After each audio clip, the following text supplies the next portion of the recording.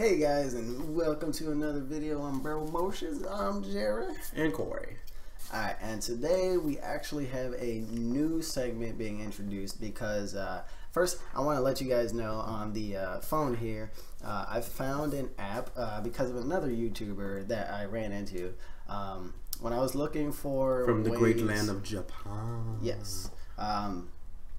I have an app that's for international language exchange, and it's kind of like a social media type deal, just without all the extra drama. There's, of course, you know, things happen everywhere and people post, but it's called Hello Talk, and it's absolutely free to sign up and whatnot. And whatever language you're trying to learn, you get to talk to actual native speakers from that place. And I want to learn Japanese, and I've been studying with Duolingo for a while, and it hasn't really taught me sentence structure yet. However, this particular app is awesome because not only do you get to have conversations with people who speak the language naturally, but it's also free, and it's an interesting way of being able to learn about other people from different places. Right. So. And I met a guy named Toki, and he asked me if I had any recommendations of videos that I wanted to let him know about that he can listen to, so he can practice listening to different English speakers, speakers, phrases, and get used to it. And then possibly, I know a lot of them do like shadow talking, which basically we'd be talking and then they would just repeat what we say to try and get used to saying it. So you'd be like, "Dank memes." They'd be like, "Dank memes." Sorry, no offense to people who are from that region. That's just how I imagine it in my head how it would sound. Dank memes. And there is Japanese people trying to say English phrases, which is amazing. You should watch those videos. Man, some of them do good though. Yeah, and other times they'll be like, "What is that?" Like in Japan, Japanese, they're like, "What did I just say?" Nani desu ka? But for our friend, or Jerry's friend, in the region, we wanted to give him some useful phrases that we like to use, so that way he can get the meaning of what that phrase is to us. So. Some are common, some are not so common, but this is not really for English speakers already, but if you would like to pitch in the comments and put like phrases that you know that we haven't mentioned, please. Yeah, Toki would definitely appreciate the help, I imagine. Right. So me and Corey each have 3 phrases, and we're gonna kind of slow down how fast because I know in some videos we talk super fast, but we're gonna slow down how fast we're talking because we want to enunciate our words so that it's fully understandable, and we want to get our point across of the meanings. So my first phrase for idiom, right? Yeah, idiom. Maybe considered an idiom, or a common way of expressing things. Right. It's kind of like a hidden meaning kind of way to say certain things to each other. Which the one I'm gonna say first is "Don't beat a dead horse." Don't beat a dead horse. Which basically that means let's say somebody's down, you know, they don't have, you know, they just lost everything, you know, maybe their house burned down or something. And if you come and you start, you know, saying mean things and you start being negative towards them, that's basically beating a dead horse, because them being the dead horse, basically they're at their lowest, you know, they can't take much more, and then here you come and you're just beating on them like, you know, here's more things that you have to worry about. So that's basically beating a dead horse. Well, my phrase for what I chose out of the 3 was, "How do you eat an elephant? Bite by bite." And that phrase is meant to represent taking care of a problem. The time I heard this phrase, I was just losing a job and my life is going crazy when a friend of mine said, "Hey, how do you eat an elephant?" And I said, "How?" And they replied, "Bite by bite. So it's a way of saying your problem is only big if you don't break it down and try to solve the smaller problems. Right. Which is useful because I wouldn't say that these two phrases are very common. They might be kind of rare, but they are used enough for everybody to know exactly what it means. Oh, especially in America, because it's to the point where it might feel for our American viewers that this is a slower video, but yet again, you can send us in the comments your own idioms and phrases that you like to use. Right. So next phrase I have is a very common phrase. Actions speak louder than words. Actions speak louder than words. Basically, what this means is what you do, like what I'm doing, versus what I say is two different things. So if I say, oh, I'm a good person, but you see me doing something bad, then my action is telling you I'm a bad person, but I'm trying to say I'm good.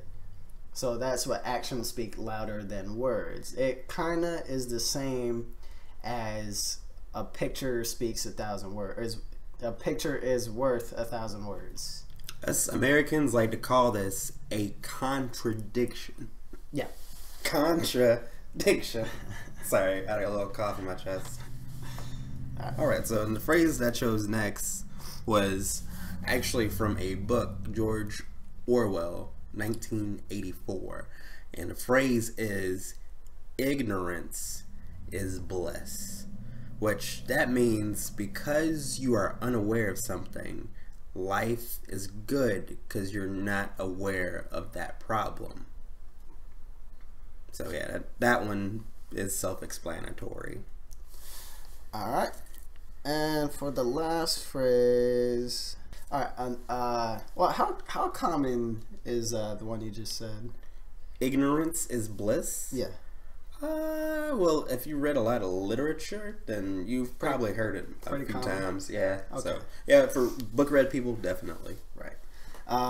So my last one is beat around the bush, which you'll hear it more as beating around the bush, or don't beat around the bush, which that means stop avoiding the question you were just asked. If I say, did you break my phone?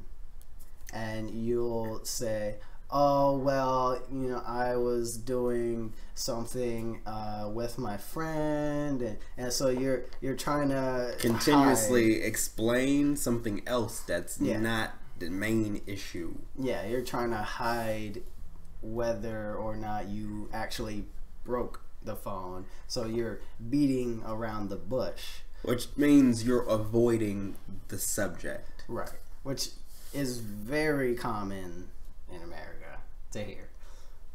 So that's a tidbit for you. And my final one is kind of a nicer one. Dance like no one is watching, which it can refer to actual dancing. What it means is don't pay attention to people who are paying attention to you. Just enjoy the thing you're doing. Because if you get distracted by someone who is watching, you don't dance as freely or do things as freely. Right. So it's dance like no one is watching, aka do your own thing without people caring. Right. Kind of like I see a lot on Hello Talk. A lot of people get discouraged because they feel it's too hard, but others are learning it, but they're struggling. So they get, you know, discouraged. They have no more motivation. But like his phrase, do it for you, not because everybody else is watching you. So it helps, you know, to that's a positive message There's a lot more phrases. Absolutely. There's a lot. And so, as a person who is an English speaker, non-English speaker, the best way of finding these is to talk to people. Right. So, in which case, guys, that concludes this video. If you want to check out that app, you totally can. Right. In the meantime, just stay tuned, and we'll have more info for you when we are ready to give. And this is going to be an ongoing thing. We want to try and help as much as possible to share the native speeches. And if our friend is nice enough, I would like for him to say things in an accent. So I'll send him something that's really ridiculous, like Tide Pods, or something that's relevant. Think of memes. That's Corey for you. Yeah, I'm sorry. I just want to hear ridiculousness. Corey, that's all. No, Corey loves Asian accents. He loves it. It's very good.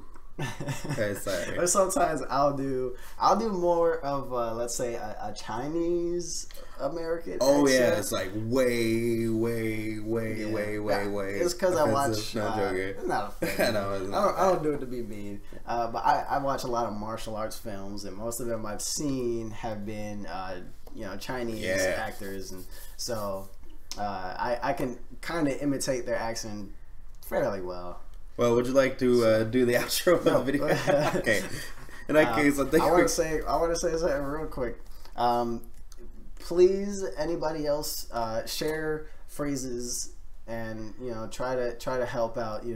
Sharing what all is common. Yeah, because there may be some sayings that they say in Japan that we would never catch on to, but because we're having this exchange, we get to learn something new. Right, and hopefully, eventually, I can explain in Japanese what exactly it is that we're saying, but at this point I'm still learning my little elementary school language for Japan. So but I'm glad I ran into Toki, because this is gonna be fun. I actually get to help teach some. I kind of like teaching, but I never wanted to be a teacher because that's too much pressure. Yeah, because if you tell them something wrong, then you're gonna feel real bad. If they come here, then they say it wrong. This is not how you say it at all. But that'll be all for this video. So thank you guys so much for watching. Let us share any meanings that you have. Let us know what you think of this, and we will see you guys in the next video. And as we always like to say, our final phrase, make them number 2. Which, if you want to know what that means, Toki, then I'll explain it to you. If you're not first, you're last. That's why. Pretty much that, but it's something we made up, so you'll never hear it unless it's on this channel here. It could catch on. We'll see. Yeah, it might catch on if we're popular enough. But anyways, guys, thank you so much for watching, and we'll see you guys later on. Peace out.